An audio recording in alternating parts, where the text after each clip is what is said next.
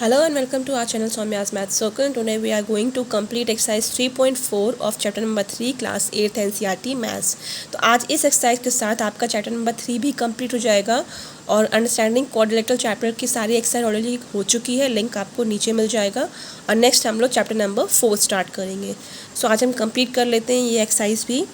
तो question number 1 is state whether true और false. आपको ट्रू और फॉल्स बताना है और रीज़न मैं आपको थोड़ा बहुत साथ में बता दूँगी। So the first one, all rectangles are square. ये एक रेक्टेंगल ऐसा होता है, स्क्वायर्स ये होता है। तो क्या सारे रेक्टेंगल्स स्क्वायर होते हैं? ये फॉल्स स्टेटमेंट है, ठीक है। क्यों? क्योंकि इसका उल्टा ज़रूर हो सकता है। हाँ, सारे स्क्वायर्स रेक्टेंगल आप बोल सकते हो, बट हर रेक्टेंगल को आप स्क्वायर नहीं बोल सकते हो। क्लियर? डिफरेंस क्या है कि रेक्टेंगल में दोनों अपोजिट साइड्स इक्वल होती हैं, ठीक है, और स्क्वायर में चारों साइड्स बराबर होती हैं।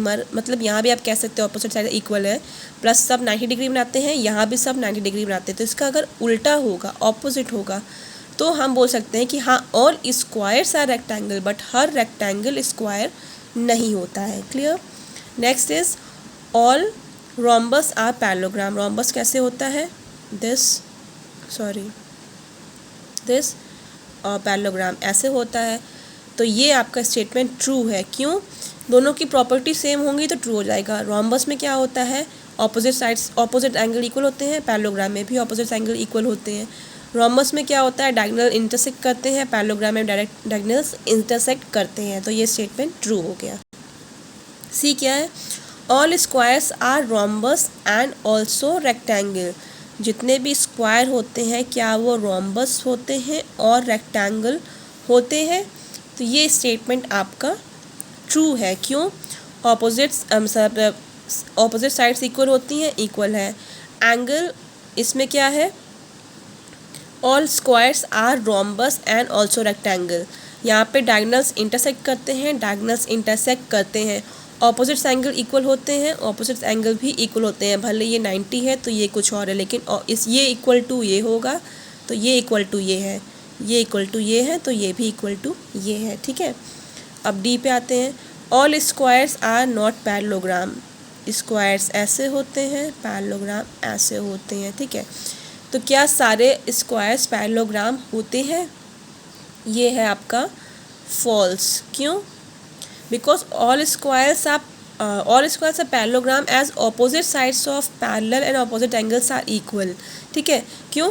क्योंकि फॉल्स क्यों है? क्योंकि जो ऑल स्क्वायर्स आर पैरेललोग्राम, अगर हम बोलें ऑल स्क्वायर्स, यहाँ पे लिखा है not parallelogram. All squares are parallelogram होता है, ठीक है, नॉट नहीं। क्यों होता है? क्योंकि ऑपोजिट साइड्स पैरेलल हैं, ये इसके पैरेलल, ये इसके पैरेलल, इसके parallel, and opposite angles equal होते हैं, ये इसके and this from this. Not हट जाए तो स्टेटमेंट सही हो जाएगा। यहाँ पे नॉट लगा हुआ है। All kites are rhombus. यहाँ बोला और काइट्स कैसे होते हैं? दिस शेप के, रोम्बस, यू ऑल नो। तो ऑल काइट्स आर रोम्बस नहीं, यहाँ अपोजिट साइड्स इक्वल नहीं होती हैं। अब चलो इक्वल हो भी जाए तो ये इंटरसेक्ट्स नहीं करते हैं। डायगोनल्स एक दूसरे को मिड पॉइंट पे इंटरसेक्ट नहीं करते, क्योंकि रोम्बस में करते हैं। तो ये स्टेटमेंट आपका फॉल्स हो जाएगा। क्यों? Because length of sides of kite same length की नहीं होती। रोम्बस में क्या है? ये रोम्बस है आपका, ये इक्वल टू ये, इक्वल टू ये, इक्वल टू ये। बट काइट में क्या हो रहा है? ये इसके इक्वल है, बट ये दोनों तो अलग हो गए ना। ये लंबे हैं, ये छोटे हैं, ये साइज सेम नहीं होती, तो ये फॉल्स है।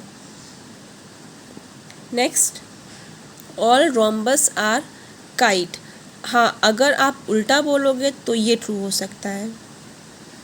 All rhombus are kites, yes कह सकते हैं, ठीक है, उल्टा बोल सकते हो। ज़रूरी नहीं काइट्स, सारी काइट्स रोम्बस हो, बट रोम्बस काइट हम बोल सकते हैं, उस शेप की भी बन सकती हैं। All parallelogram are trapezium. Parallelogram क्या होता है?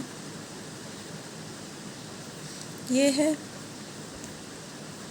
ट्रेपीजियम ऐसे है। तो ये स्टेटमेंट आपका ट्रू होगा। और ट्रू कैसे होगा? पैरेललोग्राम में यहाँ पे पता सारी साइड्स पैरेलल होती हैं, बट ट्रेपीजियम में एटलीस्ट वन साइड्स पैरेलल होती हैं। इसलिए जब यहाँ सारी साइड्स पैरेलल नहीं, एटलीस्ट वन साइड तो पैरेलल है, इसलिए हम बोल सकते हैं कि all parallelogram are trapezium.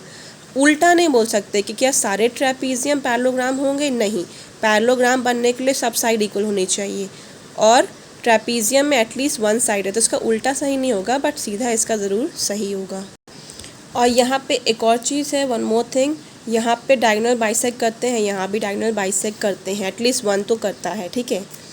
All square है trapezium, this is square, this is trapezium, ठीक है। यहाँ पे आपको मिनिमम क्राइटेरिया पे अगर हो फुलफिल कर रहा है तो यहाँ उल्टा नहीं लिखा है, ऑल ट्रेपीजियम है स्क्वायर फिर नहीं कर सकते, ऑल स्क्वायर स्क्वायर में क्या है, दोनों साइड्स पैरेलल हैं, यहाँ पे एटलीस्ट वन साइड पैरेलल है, यहाँ पे डायगोनल इंटरसेक्ट करते हैं, यहाँ पे एटलीस्ट एक डायगोनल तो इंटरसेक्ट करता है, ठीक है।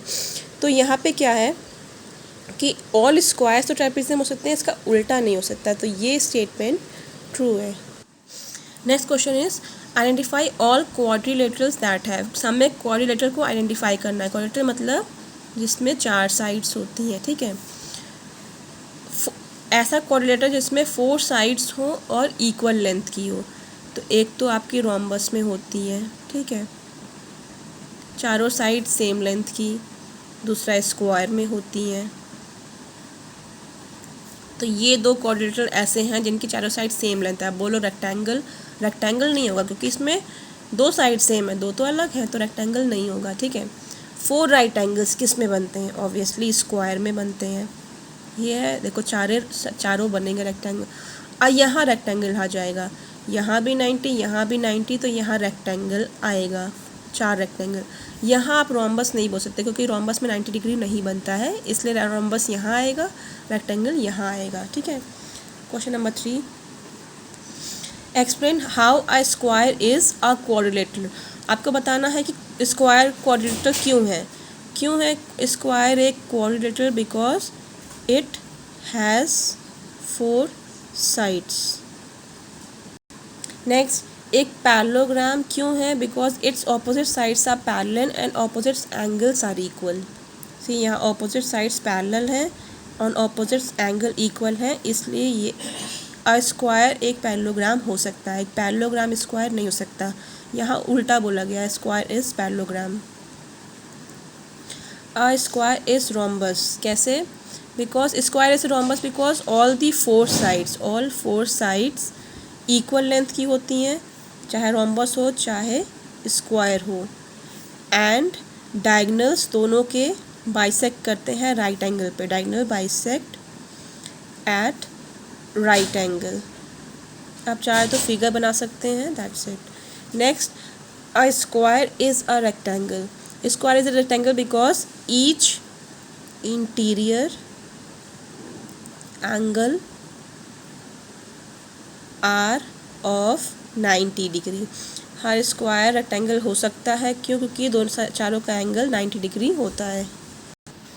Next, name the quadrilateral whose diagonals, आपको ऐसे क्वाड्रिलेटरल का नाम बताना है जिसके डायगोनल्स बाइसेक्ट ईच अदर।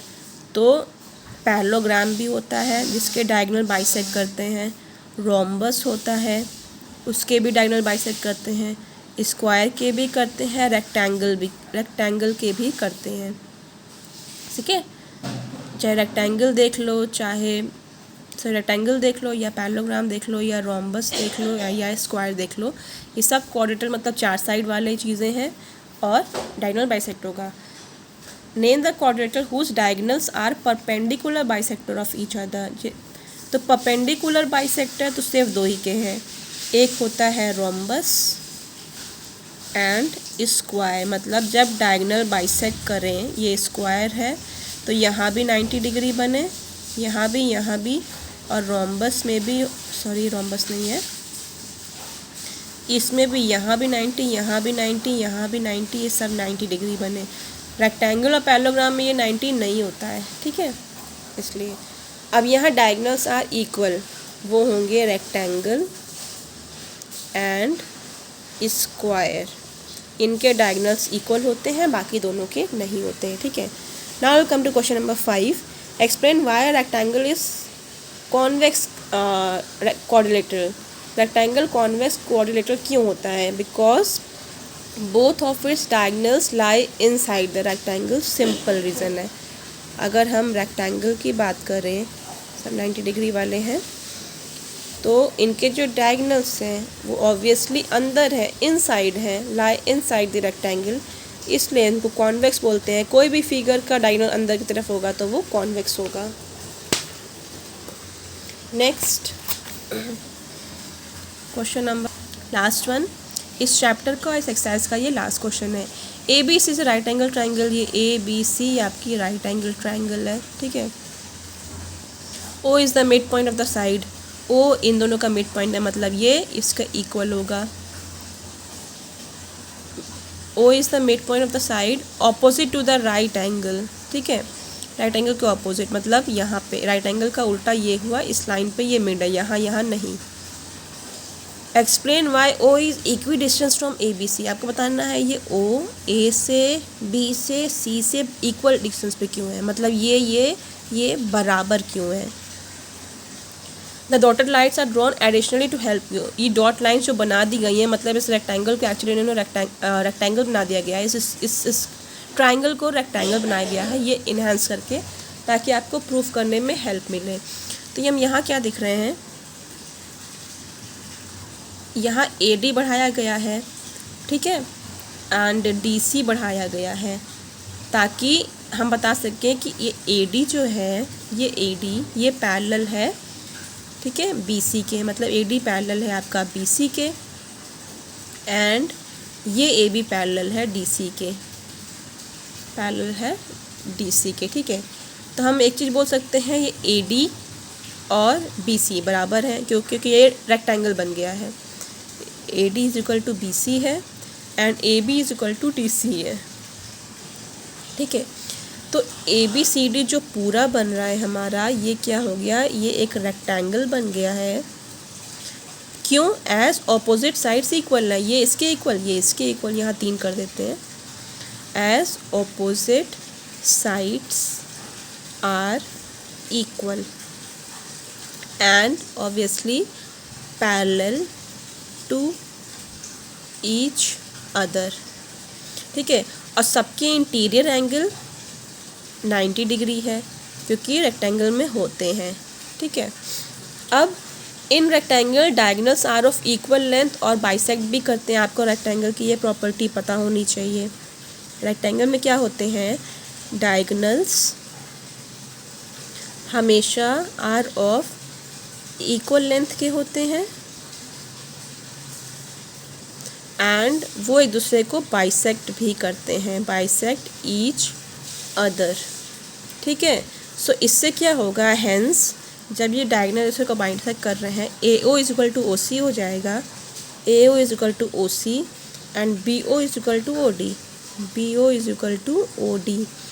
सो प्रूफ हो गया, O is equidistance from A B C, और ऑब्वियसली डी से भी, पर डी पूछा नहीं गया इसलिए हमने लिखा नहीं, इसलिए ये आंसर आ गया, ठीक है। सो आई होप आपको ये क्वेश्चन समझ में आया हो। So like subscribe my channel, और डेली 5 बजे आपको वीडियो अपलोड मिल जाएगा। So please press the bell icon. Thank you so much guys and have a nice day.